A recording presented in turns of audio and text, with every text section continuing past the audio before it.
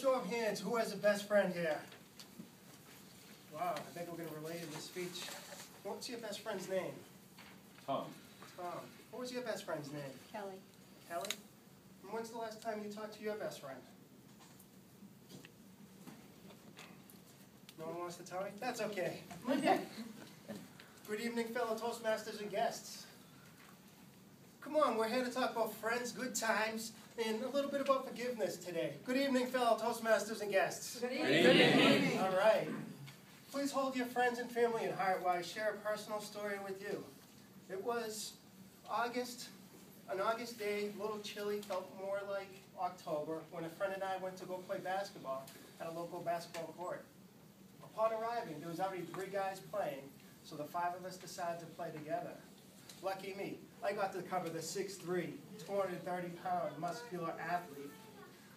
I must have looked like a deer in headlights, because when he came at me, I felt like it was a Mack truck. After the game, we would introduce ourselves to each other, and his name was Keff-ee, spelled like Keefe, K-E-E-F-E, but pronounced as Keff-ee.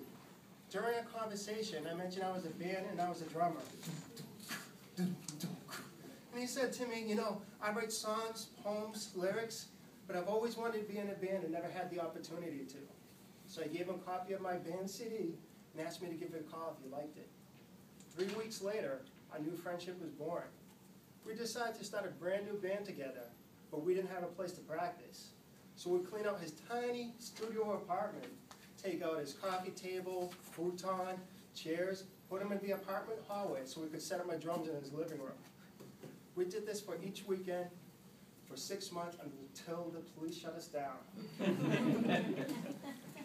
Eventually we would get our own music studio, a couple other musicians, and we even played a few gigs.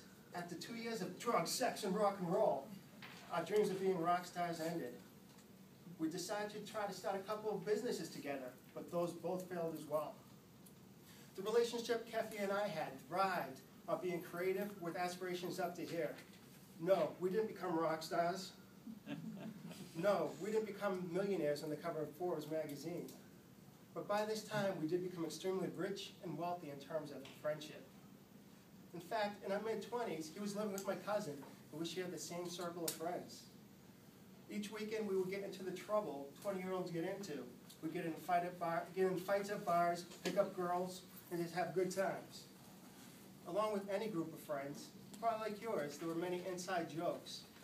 And because Keff-ee was a vegetarian, I always used to ask him, can vegetarians eat animal crackers?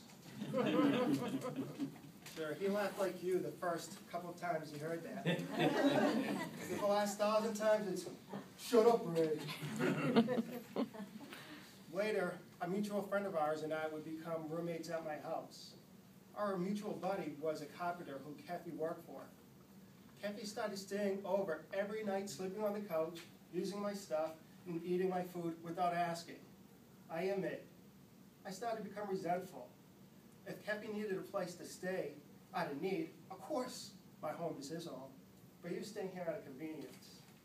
We were quick to work out a deal under one major condition. You see, I have a 2-family house, and there were 2 beautiful girls living on the first floor, and Keff-ee loved his women. I asked him, you just need to leave those 2 girls alone, and everything will be fine. 3 weeks later, I got a call from one of the girls asking me to come down and talk to her.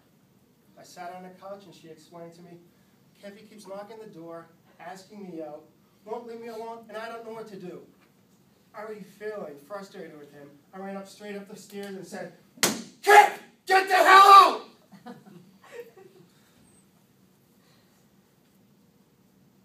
Let me remind you, he was a 6'3", 230-pound, animal cracker-eating vegetarian. He could have knocked me into next week, but I saw the look in his eyes. He knew he did something wrong. He was gone the next day by the time I got home from work. I've always believed in the idea that true friends go through walls in life and pick up like never missing a beat. Does anyone else here agree with that philosophy? I'm not sure what the right words for that is. Maybe it's romantic, it sounds nostalgic, it's certainly good and warm and fuzzy feeling, but I'm here to tell you, it's dead wrong. Next time I heard about Keff-ee was about 2 years later when I heard he had a stomach ache, he threw up, had a major headache, and he passed out, and he never woke again. An aneurysm exploded in his brain.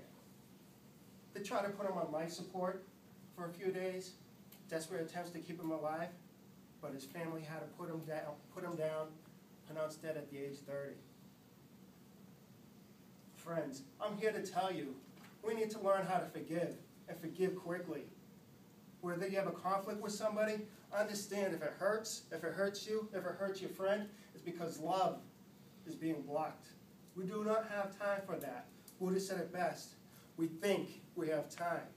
Whether you're the good guy, whether you're the bad guy, you need to take the initiative, make a phone call, meet with that person, and talk it out, and talk it out until the issue is resolved. Take it from me. I will never know if vegetarians could eat animal crackers.